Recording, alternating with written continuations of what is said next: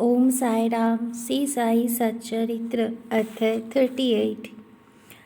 बाबा की हांडी। नाना साहेब द्वारा देव मूर्ति की उपेक्षा, नैवेद्य वितरण, छाछ का प्रसाद।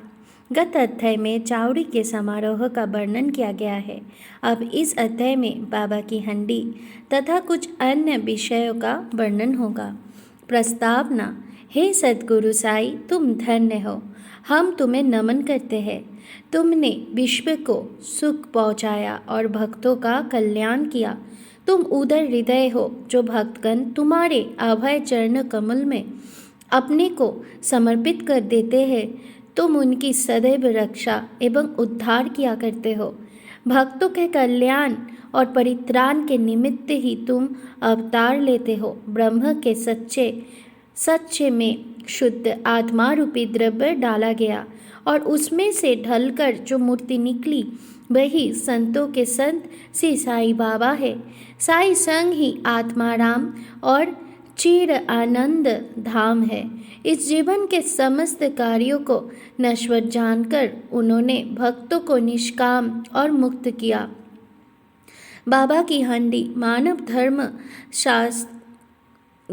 धर्म शास्त्र में भिन्न भिन्न युगों के लिए भिन्न भिन्न साधनाओं का उल्लेख किया गया है। सत्य युग में तप, त्रेता में ज्ञान, द्वापर में ये यज्ञ और कलयुग में दान का विशेष महत्व है। सर्व प्रकार के दानों में अन्न दान श्रेष्ठ है। जब मध्याह्न के समय हमें भोजन प्राप्त नहीं होता तब हम विचलित हो जाते हैं। ऐसी ही स्थिति अन्य प्राणियों की अनुभव कर जो किसी भिक्षुक या भूखे को भोजन देता है वही श्रेष्ठ दानी है। तैत्तिरीय उपनिषद में लिखा है कि अन्न ही ब्रह्म है और उसी से सब प्राणियों की उत्पत्ति होती है तथा उससे ही वो जीवित रहते हैं और मृत्यु के उपरांत उसी में लय भी हो जाते हैं। जब कोई अतिथि दोपहर के समय अपने घर आता है तो हमारा कर्तव्य हो जाता है कि हम उसका अभिनंदन कर उसे भोजन कराएं। अन्य दान जैसे धन, भूमि और वस्त्र इत्यादि देने में तो पात्रता का विचार करना पड़ता है, परंतु अन्न के लिए विशेष सोच विचार की आवश्यकता नहीं है। दोपहर के समय कोई भी अपने द्वार पर आए उसे शीघ्र भोजन कराना हमारा परम कर्तव्य है। प्रथमत लूले, लंगड़े, अंधे या रुग्ण भिखारियों को, फिर उन्हें जो हाथ पैर से स्वस्थ है और उन सभी के बाद अपने संबंधियों को भोजन कराना चाहिए। अन्य सभी की उपेक्षा पंगुओं को भोजन कराने का महत्व अधिक है। अन्न दान के बिना अन्य सब प्रकार के दान वैसे ही अपूर्ण है जैसे कि चंद्रमा बिना तारे, पदक बिना हार, कलश बिना मंदिर, कमल रहित तालाब, भक्ति रहित भजन, सिंदूर रहित सुहागन, मधुर स्वर विहीन गायन, नमक बिना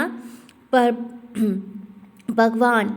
जिस प्रकार अन्य भोज्य पदार्थ में दाल उत्तम समझी जाती है उसी प्रकार समस्त दानों में अन्नदान श्रेष्ठ है। अब देखें कि बाबा किस प्रकार भोजन तैयार कराकर उसका वितरण किया करते थे। हम पहले ही उल्लेख कर चुके हैं कि बाबा अल्पाहारी थे और वो थोड़ा बहुत जो कुछ भी खाते थे वो उन्हें केवल 2 गृह से ही भिक्षा में उपलब्ध हो जाया करता था, परंतु जब उनके मन में सभी भक्तों को भोजन कराने की इच्छा होती तो प्रारंभ से लेकर अंत तक संपूर्ण व्यवस्था वो स्वयं किया करते थे। वो किसी पर निर्भर नहीं रहते थे और ना ही किसी को इस संबंध में कष्ट ही दिया करते थे। प्रथमतः वो स्वयं बाजार जाकर सब वस्तुएं अनाज, आटा, नमक, मिर्ची, जीरा, खोपड़ा और अन्य मसाले आदि वस्तुएं नकद दाम देकर खरीद लिया करते थे। यहाँ तक कि पीसने का कार्य भी वो स्वयं ही किया करते हैं।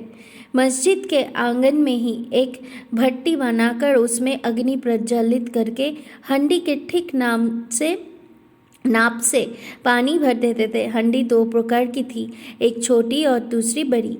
एक में से 100 और दूसरी में 500 व्यक्तियों का भोजन तैयार हो सकता था।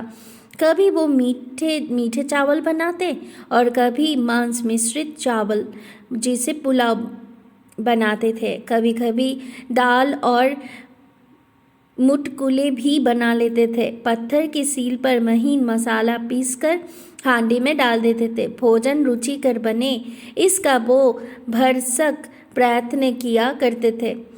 ज्वार के आटे का पानी में उबालकर उसमें छाछ मिलाकर आमटी बनाते और भोजन के साथ सब भक्तों को समान मात्रा में बांट देते थे। भोजन ठीक बन रहा है या नहीं ये जानने के लिए अपनी कफनी की बाहें ऊपर चढ़ाकर निर्भय हो उबलती हांडी में हाथ डाल देते थे और उसे चारों ओर घुमाया करते थे। ऐसा करने पर भी उनके हाथ पर ना कोई जलन का चिन्ह और ना चेहरे पर ही कोई व्यथा की रेखा प्रतीत हुआ करती थी। जब पूर्ण भोजन तैयार हो जाता तब वो मस्जिद से बर्तन मांगकर मौलवी से फतिहा पढ़ने को कहते थे।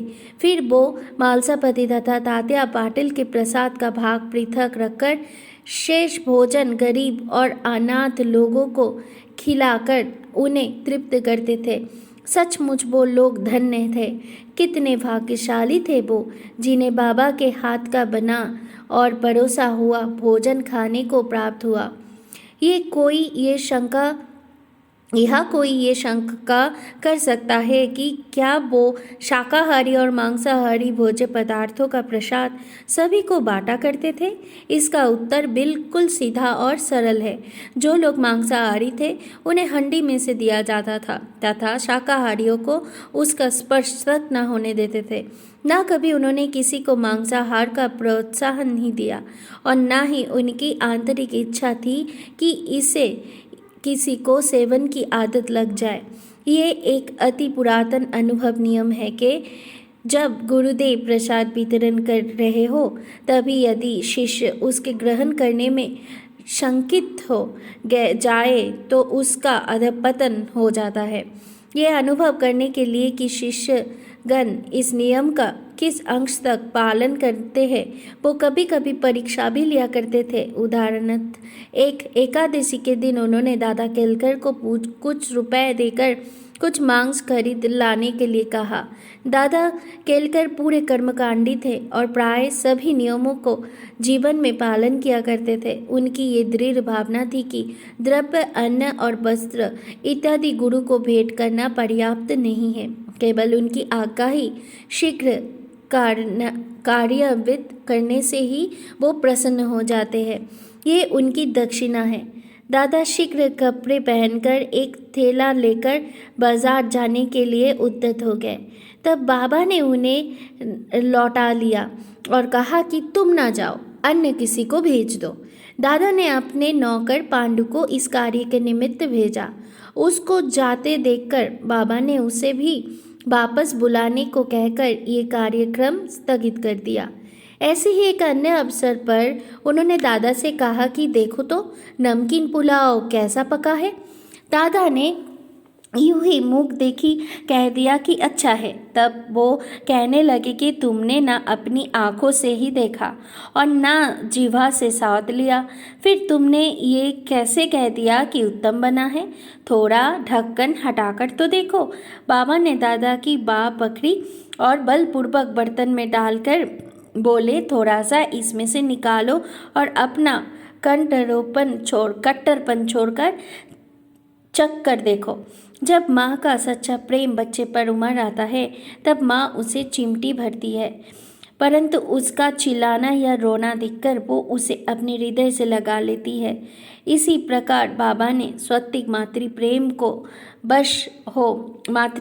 के वश हो दादा का इस प्रकार हाथ पकड़ा।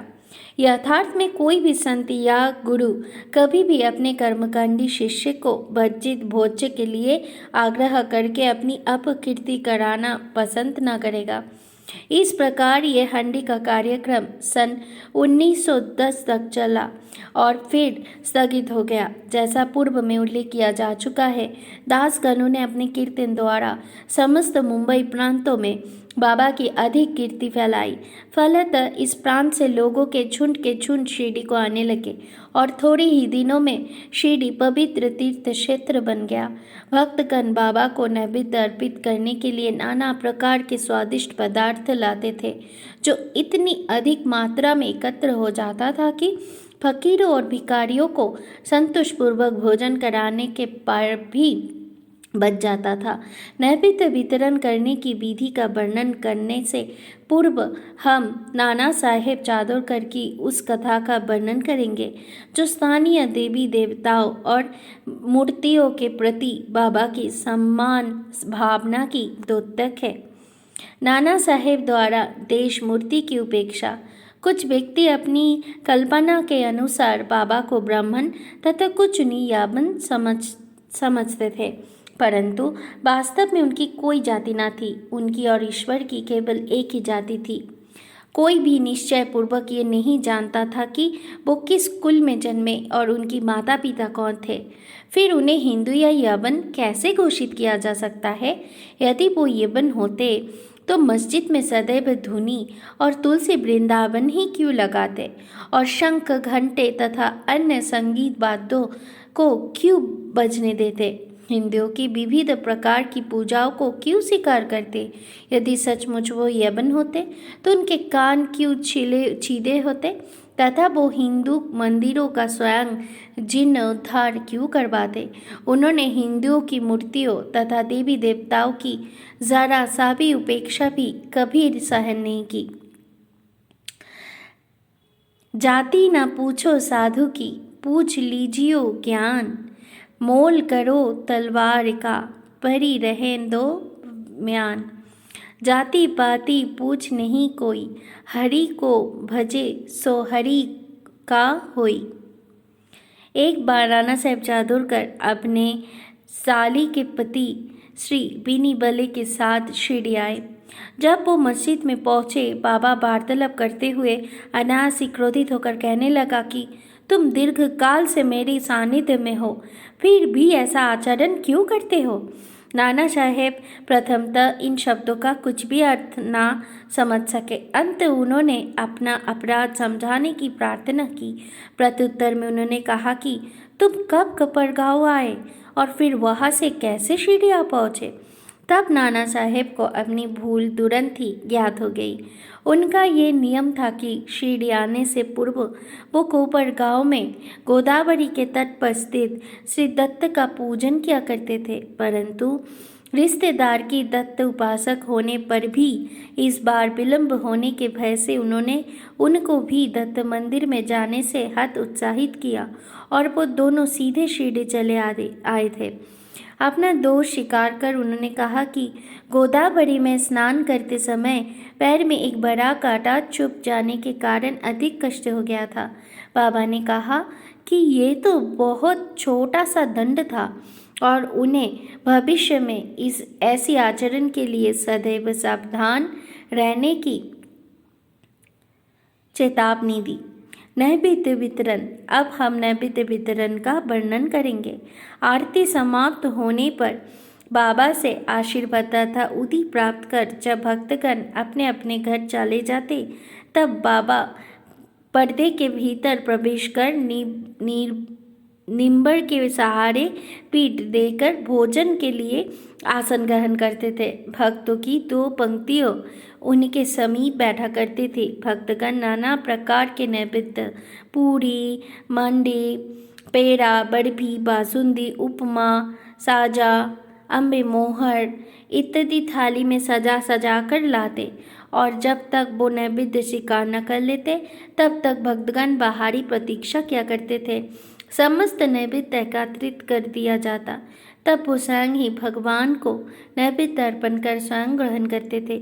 उसमें से कुछ भाग बाहर प्रतीक्षा करने वालों को देकर शेष भीतर बैठे हुए भक्त पा लिया करते थे। जब बाबा सबके मध्य में आ विराजते, तब दोनों पंक्तियों में बैठे हुए भक्त तृप्त होकर भोजन किया करते थे। बाबा प्राय श्यामा और निमोनकर से भक्तों को अच्छी तरह भोजन कराने और प्रत्येक की आवश्यकता का सावधान पूर्वक ध्यान रखने को कहते थे। वो दोनों भी इस कार्य को बड़ी लगन और हर्ष से करते थे। इस प्रकार प्राप्त प्रत्येक ग्रास भक्तों को पोषक और संतोषदायक होता था। कितना मधुर, पवित्र, प्रेम रसपूर्ण भोजन था वो, सदा मांगलिक और पवित्र। छाछ का प्रसाद। इस सत्संग में बैठकर एक दिन जब हेमाड पंत पूर्णतः भोजन कर चुके, तब बाबा ने उन्हें एक प्याला छाछ पीने को दिया। उसके श्वेत रंग से वो प्रसन्न तो हुए, परंतु उधर में जरा सा भी गुंजाइश न होने के कारण उन्होंने केवल एक घूंटी पिया। उनका ये उपेक्षात्मक व्यवहार देखकर बाबा ने कहा कि सब पी जाओ, ऐसा सुअवसर अब कभी न पाओगे। तब उन्होंने पूरी छाछ पी ली, किंतु उन्हें बाबा के सांकेतिक वचनों का मर्म शीघ्र ही विदित हो गया, क्योंकि इस घटना के थोड़े दिनों के पश्चात ही बाबा समाधिस्थ हो गए। पाठकों, अब हम अवश्य ही हेमाड पंत के प्रति कृतज्ञ होना चाहिए, क्योंकि उन्होंने तो छाछ का प्याला पिया, परंतु वो हमारे लिए यथेष्ट मात्रा में सीसाई लीला रूपी अमृत दे गए। आओ हम उस अमृत के प्याले पर प्याले पीकर संतुष्ट और सुखी हो जाए। ओम श्री सद्गुरु साईनाथार्पणमस्तु। शुभम भवतु। ओम साई राम।